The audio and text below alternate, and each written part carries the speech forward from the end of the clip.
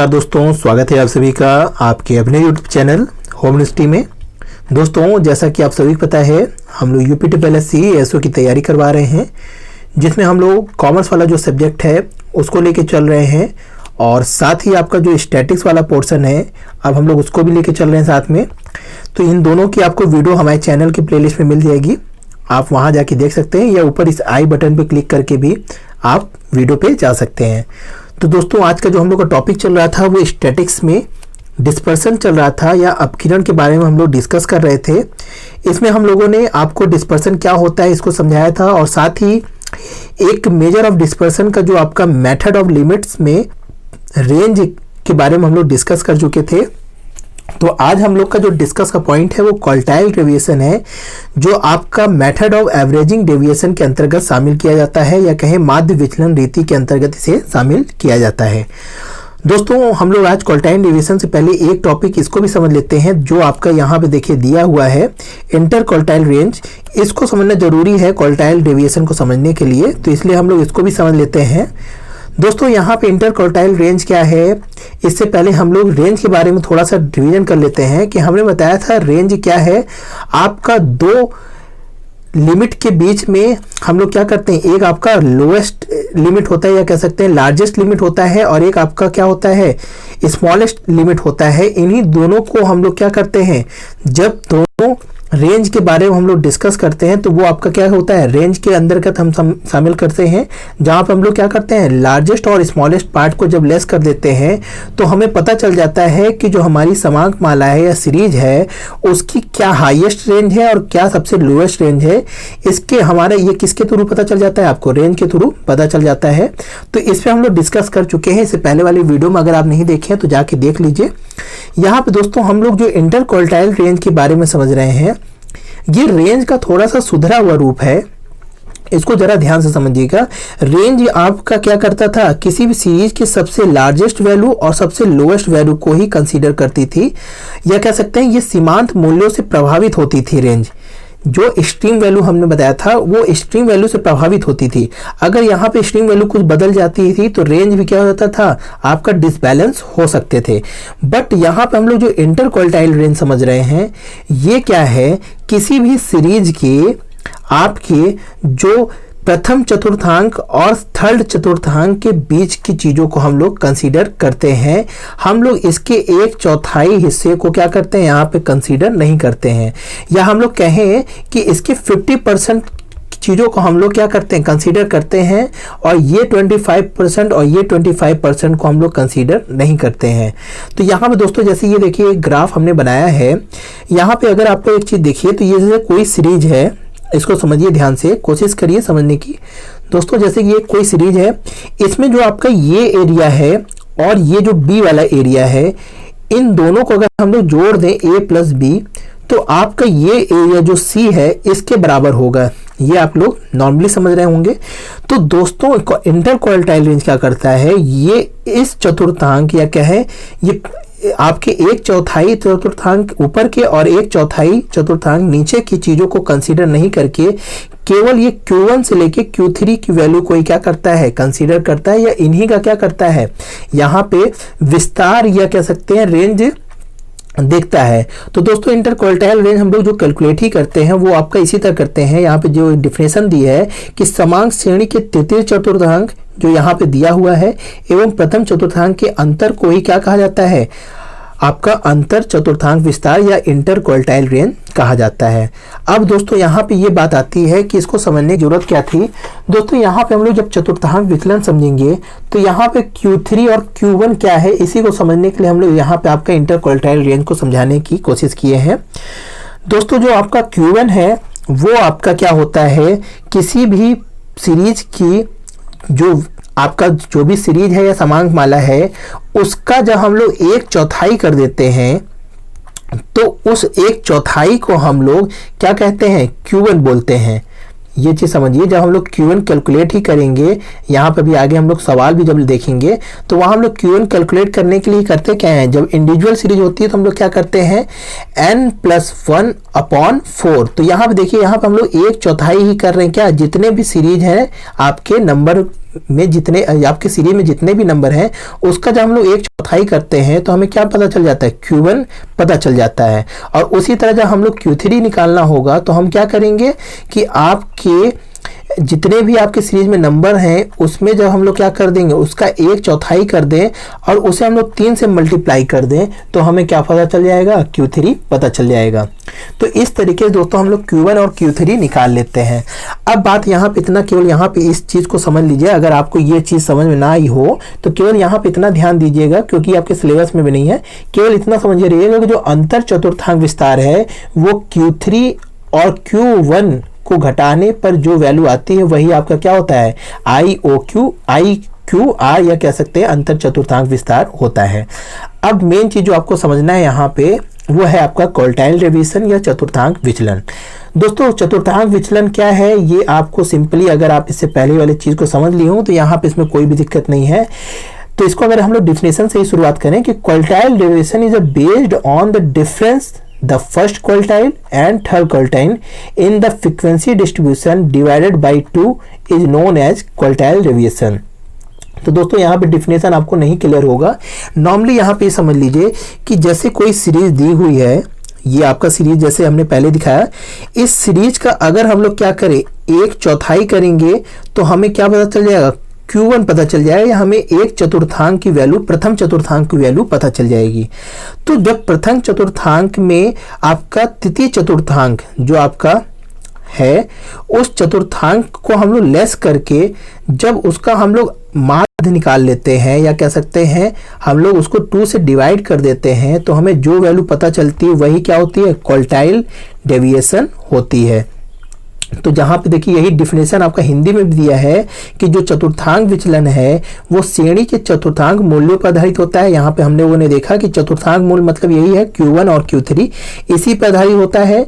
बल्कि आपका जो रेंज था वो किस पे निर्धारित था, वो सीमांत मूल्यों या कह सकते हैं एक्सट्रीम वैल्यू पे था। जैसे हम लोगों ने देखा था ये सबसे क्या कहते हैं लार्जेस्ट वैल्यू, और ये आपका क्या था, सबसे स्मॉलेस्ट वैल्यू था। तो रेंज आपका इसी पे डिपेंड था। बट आपका जो क्वार्टाइल डेविएशन वो किस पे है, चतुर्थांक मूल्यों पर, यानी कि Q3 और Q1 पे डिपेंडेंट है, पर आधारित अपकिरण का एक माप है जिसमें तृतीय चतुर्थांक और प्रथम चतुर्थांक के अंतर के आधे को हम लोग क्या बोलते हैं, चतुर्थांक विचलन कहते हैं। तो यहाँ पे दोस्तों सबसे पहले अगर हम लोग चतुर्थांक विचलन का कैलकुलेशन का फॉर्मूला ही देखें, जो अभी आप समझ भी गए होंगे कि जब हम लोग Q3 में Q माइनस करते हैं और 2 से डिवाइड करते हैं तो हमें क्या पता चल जाता है, आपका चतुर्थांक विचलन पता चल जाता है। तो दोस्तों इससे पहले हम लोग जो शुरू की वीडियो में बताए थे कि ये जो आपका फॉर्मूला होता है ये क्या होता है, आपका एब्सोल्यूट होता है, इसे हम लोग एब्सोल्यूट मेथड बोलते हैं। और जो आपका ये कोफिशिएंट ऑफ QD होता है इसे हम लोग क्या बोलते हैं, रिलेटिव मेथड बोलते हैं। तो हर डेविएशंस के, या कह सकते हैं हर आपके डेविएशंस के 2 मेथड होते हैं निकालने के, एक एब्सोल्यूट मेथड होता है, एक रिलेटिव मेथड होता है। तो जब आपसे कहा जाए एब्सोल्यूट निकालने का डेविएशन या क्वार्टाइल डेविएशन तो आपको ये फॉर्मूला का यूज करना है, और जब आपसे कहा जाए कि रिलेटिव क्वार्टाइल डेविएशन निकालना है तो उसका मतलब आपको coefficient of quartile deviation he calculate करना है। तो उसके लिए आपको क्या करना है, सिंपली कुछ करना नहीं है, आपको जो Q3 माइनस Q1 अपॉन 2 किया है इसी का हम लोग जब यहाँ पे क्या कहते हैं सम करके निकाल लेते हैं एवरेज, तो यहाँ पे हमारा क्या पता चल जाता है, आपका कोफिशिएंट ऑफ क्वार्टाइल डेविएशन पता चल जाती है। तो देखिए यहाँ पे फॉर्मूला में हमने डिनोट भी किया है। तो अगर हम इस फॉर्मूला को सोल्व करें तो यहाँ देखिए 2 से 2 क्रॉस हो जाएगा, तो आपका बचेगा क्या, Q3 minus Q1 upon Q3 plus Q1। तो इस तरीके से हम लोग चतुर्थांक विचलन को कैलकुलेट कर लेते हैं। आशा करते हैं चीज़ें आपको समझ में आ गई होंगी। तो अगर हम इसको अलग अलग सीरीज में देख लें कैसे हम लोग कैलकुलेट करते हैं दोस्तों, तो यहाँ पे सबसे पहले हम लोग इंडिविजुअल सीरीज की बात कर लेते हैं। दोस्तों जैसे कि यहाँ पे देखिए एक कोई इंडिविजुअल सीरीज दी हुई है ये क्वेश्चन में, इस इंडिविजुअल सीरीज का हमको क्या निकालना है, चतुर्थांक विचलन कैलकुलेट करना है। तो दोस्तों हमने क्या बताया कि जैसे ये सीरीज होती है तो इस सीरीज को हम लोग क्या करेंगे, पहले सीक्वेंस में लगा लेंगे, जैसे कि हम लोग मीडियन निकालने के लिए करते थे, या तो उसको असेंडिंग ऑर्डर में या तो उसको हम लोग डिसेंडिंग ऑर्डर में क्या करते थे, बना लेते थे। उसी तरह यहाँ क्वार्टाइल डेविएशन निकालने के लिए भी हम लोग क्या करेंगे, आपका इस सीरीज को आपके आरोही क्रम या अवरोही क्रम किसी में भी आप बना सकते हैं। तो यहाँ पे हम लोग देखिए असेंडिंग ऑर्डर में चीज़ों को रख लिया। तो यहाँ सबसे छोटी वैल्यू 1 थी तो 1 लिख लिया, फिर 6 थी 6 लिख लिया। इसी तरह हम लोगों ने सारी वैल्यू को असेंडिंग ऑर्डर में रख लिया। अब हमें क्या चाहिए, सबसे पहले आपको क्या चाहिए, यहाँ पे इस फॉर्मूले को आप लोग दिमाग में बनाए रखिएगा। तो सबसे पहले हमें क्या चाहिए, Q1 चाहिए और Q3 चाहिए। तो सबसे पहले हमको यही डिनोट करना है। तो इसको निकालने के लिए हमने क्या बताया कि सबसे पहले Q1 नंबर निकालने के लिए क्या होता है, n+1/4। तो यहाँ पे देखिए कितने नंबर्स हैं, 1 2 3 4 5 6 7 8 9 10 11। अब 11 + 1/4 करेंगे तो हमें क्या पता चल जाएगा, Q1 का नंबर पता चल जाएगा, जो आपका क्या होगा, थर्ड नंबर। अब थर्ड नंबर में वैल्यू आप असेंडिंग ऑर्डर में देखिए। तो यहाँ पे देखिए 1 2 3, तो आपका Q1 क्या पता चल गया, आपको Q1 पता चल गया कि जो आपका क्या आएगा, 12 आएगा। इसी तरह अब हम लोग क्या करेंगे, Q3 को कैलकुलेट कर लेंगे। तो Q3 को करने के लिए क्या करना पड़ेगा, इसी फॉर्मूले हम लोग 3 से मल्टीप्लाई कर देंगे। जैसे ये देखिए यहाँ पे दिया हुआ है। तो यहाँ पे हम लोग 12 का जब 3 से मल्टीप्लाई कर देंगे तो क्या आ जाएगा, 36/4। तो 4 9 जा आपका 36 होता है। तो इस तरीके से हम लोग 9 आइटम में वैल्यू देखेंगे सीरीज में। तो यहाँ पे 1 2 3 4 5 6 7 8 9, तो यहाँ पे आपका 9 वैल्यू क्या है, 20 है। तो अब हमें Q1 और Q3 की वैल्यू पता चल गई। तो यहाँ पे Q3 आपकी 20 है और Q1 आपका 12 है। तो इस तरह हमको क्या पता चल गया, ये चीज पता चल गया। अब हमें केवल फॉर्मूले में पुटअप करना है, जो हमने क्या बताया था, Q3 - Q1/2। तो यहाँ पे आपका क्या है, Q3 20 और आपका ये Q1 कितना है, 12 है। तो 20 - 12/2 तो क्या आ जाएगा, आपका 4 आ जाएगा, क्योंकि 8/2 यहाँ पे देखिए ये चीज दिया हुआ है। तो यहाँ पे आपका क्या आ गया, 4 आपका QD कैलकुलेट हो गया। अब अगर हमको इसका कोफिशिएंट ऑफ निकालना है तो हमने क्या बताया था कि आपका जो Q3 - Q1 है उसी को हम लोग प्लस में कर देंगे। तो आपका क्या आ जाएगा, उसको हम लोग कोफिशिएंट ऑफ QD निकालने में इस्तेमाल कर लेंगे। तो यहाँ पे देखिए Q3 और Q1 की वैल्यू हमने यहाँ पुटअप कर दिया और नीचे हम लोग उसी चीज को प्लस में डिनोट कर दिया। तो यहाँ पे 8/32 आंसर आपका क्या आ गया, 0.25। तो दोस्तों इस तरीके से हम लोग इंडिविजुअल सीरीज में चतुर्थांक विचलन को कैलकुलेट करते हैं। चीज़ों को यहाँ पे सिंपली आप लोग समझिए, केवल आपको ये फॉर्मूला समझना है और कैसे हम लोग Q3 निकालते हैं, Q1 निकालते हैं, यही चीज़ आपको समझनी है और इसमें कोई भी बड़ी चीज़ नहीं है। दूसरा, अगर हम लोग डिस्क्रीट सीरीज में देख लें तो यहाँ पे हम लोग क्या करते हैं दोस्तों, यहाँ पे भी हम लोग उसी तरह जैसे हम मीडियन कैलकुलेट करते थे वैसे ही यहाँ पे क्वार्टाइल डेविएशन का डिस्क्रीट सीरीज में हम लोग कैलकुलेशन करते हैं। जैसे ये आपका क्वेश्चन दिया हुआ है, यहाँ पे x वैल्यू दी है और फ्रीक्वेंसी दी हुई है। तो हम लोग को सबसे पहले क्या करना होता है, क्यूमुलेटिव फ्रीक्वेंसी कैलकुलेट करनी होती है। तो सबसे पहले हम लोग क्या किए, क्यूमुलेटिव फ्रीक्वेंसी ही बना लिए। तो यहाँ पे 15 क्यूमुलेटिव फ्रीक्वेंसी कैसे बनती है दोस्तों, इसको हम लोग पहले बता चुके हैं। इस 15 वैल्यू को 20 से ऐड कर देंगे और यहाँ पे जो इसका सम आएगा इसको हम लोग यहाँ पे डोनेट कर देते हैं। फिर 35 को जो 32 से ऐड करने पे जो वैल्यू आती है यहाँ डोनेट कर देते हैं। इसी तरह हम लोग क्या करते हैं, क्यूमुलेटिव फ्रीक्वेंसी कैलकुलेट करते चले जाते हैं और यहाँ पे हम लोग क्यूमुलेटिव फ्रीक्वेंसी बना लेते हैं। दोस्तों यहाँ पे जो आपका फ्रीक्वेंसी का सम आएगा वही चीज़ आपका क्यूमुलेटिव फ्रीक्वेंसी के लास्ट आपके नंबर्स में आएंगे, जो आपके मैथ का ही एक ट्रिक है, आप लोग समझ रहे होंगे। तो दोस्तों इस तरीके से हम लोग क्या निकाल लिए, क्यूमुलेटिव फ्रीक्वेंसी निकाल लिए। अब हमें क्या करना है, सबसे पहले आपको Q3 निकालना है और फिर आपका Q1 निकालना है, या आप Q1 पहले निकाल लीजिए, Q3 निकाल लीजिए। तो यहाँ पे हम लोग Q1 पहले निकाले हैं, वही फॉर्मूला फिर लगेगा n+1/4। तो यहाँ पे देखिए कितने फ्रीक्वेंसी हैं आपके, 119। यहाँ पे इसको सम भी करेंगे तो यहाँ पे 119 ही आएगा फ्रीक्वेंसी को, या तो आप यहाँ पे भी देख लीजिए इस तरीके से। अब इसको हम लोग सम किए तो 120 का अगर हम लोग 4 करेंगे तो क्या आएगा, थर्ड आइटम आएगा। अब हमें क्या देखना है, क्यूमुलेटिव फ्रीक्वेंसी में देखनी है कि थर्ड आइटम किस में आपका इंक्लूडेड होगा। तो यहाँ पे देखिए 35 में ही क्या होगा, 30 इंक्लूडेड होगा और इसी के सामने की वैल्यू क्या होगी आपकी 146, आपका क्या हो जाएगा, यहाँ पे Q1 हो जाएगा। तो यहाँ पे आप लोग देखिए Q1 की वैल्यू आपकी क्या आ गई, 146 आ गई। इसी तरह हम लोग Q3 निकाल लेंगे, यहाँ पे 119 + 1 यानी 120 और 3, तो 360/4 क्या हो जाएगा, 90 हो जाएगा। और 90 हम लोग देखेंगे किस फ्रीक्वेंसी में आपका क्यूमुलेटिव फ्रीक्वेंसी में इंक्लूड होगा। तो यहाँ देखिए 92 में ही क्या होगा, 90 इंक्लूड होगा। तो इसके सामने वाली x वैल्यू को हम लोग क्या कर लेंगे, Q3 मान लेंगे। अब हमें वही फॉर्मूले में इसको डिनोट कर देना है। तो 148 माइनस 146 अपॉन 2, आपका आंसर आ जाएगा क्या, 2/2 इक्वल टू 1।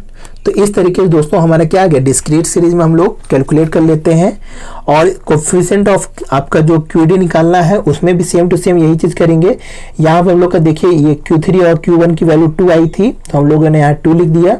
और इसको जब हम लोग सम कर लेंगे तो यहाँ पे आपका क्या आ जाएगा 294, और इसका जब कैलकुलेशन करेंगे तो हमारा आंसर आ जाएगा 0.0068 समथिंग। तो इस तरीके से हम लोग कोफिशिएंट ऑफ QD भी निकाल लेते हैं। तो दोस्तों ये तो आपका इंडिविजुअल सीरीज और डिस्क्रीट सीरीज में चीज़ें आसानी से निकल आती हैं, इसमें कोई भी आपकी बड़ी चीज़ नहीं है। दिक्कत आपकी यहाँ पे कंटिन्यूअस सीरीज में आती है, इसको समझ लीजिए थोड़ा ध्यान से। दोस्तों इसमें क्या करना है, सेम इट इज आपका क्लास और फ्रीक्वेंसी तो क्वेश्चंस में दिया रहता है। सबसे पहले हम लोग इस फ्रीक्वेंसी का क्या करते हैं, एट इजिट आपका क्यूमुलेटिव फ्रीक्वेंसी निकाल लेते हैं। तो क्यूमुलेटिव फ्रीक्वेंसी निकालना आप लोग को आ गया होगा। तो यहाँ पे हम लोग को सबसे पहले क्या निकालना होगा, Q1 निकालना होगा। तो Q1 निकालने के लिए हम लोग को क्या करना है, ये समझिए कि यहाँ पे हम लोग जो फॉर्मूला रखेंगे वो n+1 रख के नहीं करेंगे, क्या रखेंगे n/4 करेंगे। तो यहाँ n की वैल्यू कितनी है 70, और 4 से जब हम लोग डिवाइड कर देंगे तो यहाँ पे क्या आ जाएगा 17.5। अब 17.5 किस फ्रीक्वेंसी में इंक्लूड होगा इसको देखेंगे। तो आपका 19 में क्या होगा, आपका 17.5 इंक्लूडेड होगा। तो हमें इसका क्लास पता चल गया कि ये किस क्लास में होगा हमारा नंबर, Q1 किस क्लास में होगा, 10 के बीच में हमारा Q1 कहीं मौजूद होगा। तो अब हमें Q1 ज्ञात करने के लिए हमें एक फॉर्मूले का यूज करते हैं। वो आपका फॉर्मूला ये दिया हुआ है कि Q1 को निकालने के लिए हमें L1 + I/F ब्रैकेट में Q1 - C निकालना रहता है। तो इस फॉर्मूले में हम जब पुटअप कर देंगे वैल्यू को तो हमारा Q1 आपका पता चल जाएगा। पर इतना चीज़ हमें यहाँ पे पहले ही पता चल गया कि जो हमारी वैल्यू आएगी वो 10 से 20 के बीच में आएगी। तो L1 क्या होता है, इस क्लास का जो पहला नंबर होता है इसको हम लोग L1 बोलते हैं और इसको हम लोग L2 बोलते हैं। तो L1 में हम लोग वैल्यू पुटअप क्या करेंगे 10, तो यहाँ पे देखिए हम लोग 10 पुटअप कर दिए। I मतलब होता है दोस्तों इंटरवल, जितना इन दोनों सीरीज इस क्लास में गैप होगा उसी को हम लोग इंटरवल बोलते हैं। यहाँ 20 में से 10 घटाएंगे तो हमारा इंटरवल पता चल जाएगा क्या है 10। तो इसमें भी हम लोग ने क्या लिखा, आपका यहाँ पे वैल्यू I में क्या पुटअप किया 10 पुटअप किया। अब फ्रीक्वेंसी हम देखेंगे इसके सामने कितनी फ्रीक्वेंसी थी, तो यहाँ पे देखिए दिया हुआ है 15, तो हम लोग फ्रीक्वेंसी में क्या रख लिए 15 रख लिए। और Q1 में हमको Q1 नंबर क्या पता चला था 17.5, तो हम लोग यहाँ पे 17.5 इंक्लूड कर लेते हैं। और C मतलब होता है कि इस फ्रीक्वेंसी के ऊपर वाली जो पहली फ्रीक्वेंसी होती है या क्यूमुलेटिव फ्रीक्वेंसी की पहली फ्रीक्वेंसी है उसको हम लोग यहाँ पे C से डिनोट करते हैं। और यहाँ पे हम लोगों ने देखा 4 है तो 4 हम लोगों ने यहाँ पे इंक्लूड कर लिया। तो इस तरीके से हम लोग वैल्यू पुटअप कर लिए और इसको जब हम लोग सॉल्व कर लेंगे तो हमारा वैल्यू आप इसको घटाएंगे तो 13.5 आएगा। फिर यहाँ 10 से गुणा हो जाएगा तो 135, और 135 15 से काट दिया जाएगा तो 9 आएगा। और आपका 10 + 9 19 आपका Q1 आ गया। तो यहाँ QD की एक वैल्यू हमें Q1 तो पता चल गई। इसी तरह हम लोग Q3 भी कैलकुलेट कर लेंगे। यहाँ पे देखिए Q3 के लिए हम लोग क्या करेंगे, n में 4 का डिवाइड करेंगे और n में 3 का मल्टीप्लाई कर देंगे। तो यहाँ पे आपका 17 3 210 अपॉन 4 कितना आ जाएगा 52.5।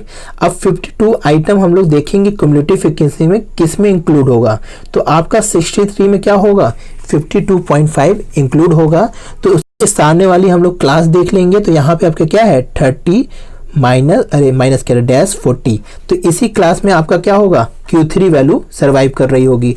तो अब हमें क्या पता चल गया कि जो आपका क्यूमुलेटिव फ्रीक्वेंसी है वो आपका इस सीरीज क्लास में आपका Q3 वैल्यू यहाँ पे सरवाइव करेगी।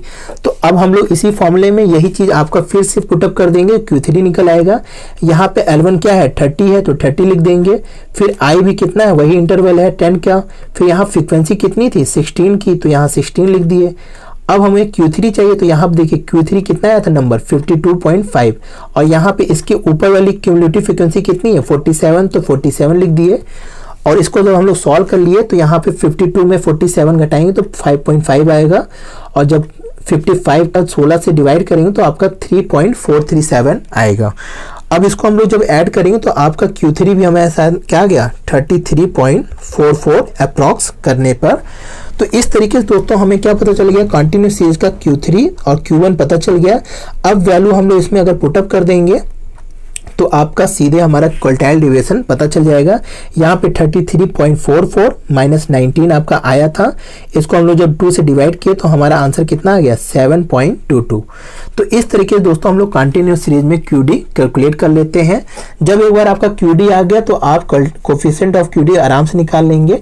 यहाँ पे इसी वैल्यू को ऊपर माइनस कर दीजिए और इसी वैल्यू को नीचे प्लस कर दीजिए, तो आपका आंसर आ जाएगा कोफिशिएंट ऑफ QD का तो 33.44 प्लस 19, तो इस तरीके से आपका यहाँ पे 14.44 और नीचे आपका 52.44 आएगा। इसको जब आप डिवाइड करेंगे तो आपका आंसर आ गया कोफिशिएंट ऑफ QD का 2754।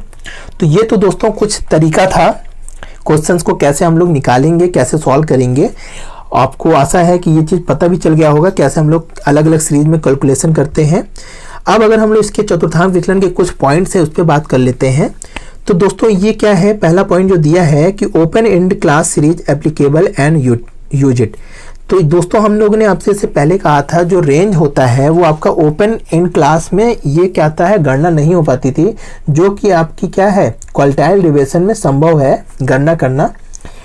और दूसरा पॉइंट अगर हम लोग देख लें दोस्तों, ये क्या है सीमांत मूल्यों के प्रभाव से मुक्त। तो दोस्तों इसको हम लोग शुरू में ही समझाए कि आपका जो सीरीज होता है या कह सकते हैं जो आपकी क्वार्टाइल डेविएशन होती है वो रेंज से क्या होती है थोड़ा हट के होती है। रेंज क्या करता था, स्मॉलेस्ट और लोवेस्ट पॉइंट से क्या था, यही आपकी सीमांत मूल्य होती है, इससे प्रभावित होता था। अगर यहाँ पे वैल्यू कुछ बदल जाती थी तो रेंज भी क्या होता था प्रभावित हो जाता था। बट यहाँ पर जो क्वार्टाइल डेविएशन निकालते हैं वो क्या होता है Q1 और Q3 पे बेस होता है, इसलिए इसको सीमांत मूल्य से कोई भी फर्क पड़ने वाला नहीं है। तो यही पॉइंट ये समझाने की कोशिश कर रहा है। तीसरा पॉइंट अगर हम लोग देख लें, दिया है QD is middle part of the series dispersion. तो चतुर्थांश विचलन मध्य भाग का अपकिरण होता है। तो ये चीज आप लोग इस डायग्राम में ही समझ लिए होंगे कि जो आपका Q3 है QD है वो Q3 और Q1 और Q3 के बीच में ही क्या है डिस्पर्सन होता है, जो आप लोगों ने अभी देखा भी। फिर दिया है not to based on all value. तो ये भी सही चीज है, हम लोग इसके ऊपर के 1/4 हिस्से को और नीचे के 1/4 हिस्से को क्या करते हैं आपका इग्नोर कर देते हैं। इसीलिए क्या कह रहा है कि not be based on all value, यानी कि सीरीज के सभी वैल्यू पे ये क्या होता है आधारित नहीं होता है। फिर आखिर में दिया है कि बीजगणितीय विवेचना संभव नहीं है। देखिए दोस्तों जो भी सीरीज में सभी चीज़ों को हम लोग कंसीडर नहीं करते वहाँ पे बीजगणितीय क्या कहते हैं विवेचना संभव नहीं होती है। बीजगणितीय संभावना वहीं पे होती है जहाँ पे सभी वैल्यू को एक समान और सभी वैल्यू को लेके चला जाता है। तो इस कारण आपका क्वार्टाइल डेविएशन इस पॉइंट से भी नकर जाता है या कह सकते हैं पॉसिबल नहीं होता है। तो ये तो दोस्तों कुछ पॉइंट्स थे इसके। आशा करते हैं आपको क्वार्टाइल डेविएशन क्या है इसके बारे में आप लोग समझ गए होंगे और साथ ही इंटर क्वार्टाइल रेंज के बारे में आप लोग समझ गए होंगे। तो दोस्तों आज के लिए इतना ही। आखिरी में आप लोग कुछ जाते जाते एक क्वेश्चन दे रहे हैं, इसको आप लगाइएगा और आंसर आप लोग कमेंट सेक्शन में दीजिएगा। ये आपकी सीरीज दी गई है, इसको आप लोग नोट कर लीजिए। छोटा सा क्वेश्चन है, सॉल्व करके जरूर कमेंट सेक्शन में दीजिएगा। आपकी प्रैक्टिस भी हो जाएगी और चीज़ें आपके दिमाग में बैठ भी जाएंगी। तो कैलकुलेट बस करना है क्वार्टाइल डेविएशन और कोफिशिएंट ऑफ QD। तो दोस्तों आज के लिए इतना ही। आशा करते हैं आपको वीडियो अच्छी लगी होगी। अगर पसंद आई दोस्तों तो लाइक करिए और इससे रिलेटेड कोई क्वेश्चंस है तो कमेंट सेक्शन में आप पूछ सकते हैं। तो दोस्तों अगर चैनल को अभी तक सब्सक्राइब नहीं किए हैं तो सब्सक्राइब कर लीजिए। इसी तरह हम लोग पूरा सिलेबस कंप्लीट कराएंगे। तो दोस्तों आज के लिए इतना ही। जय हिंद, जय भारत।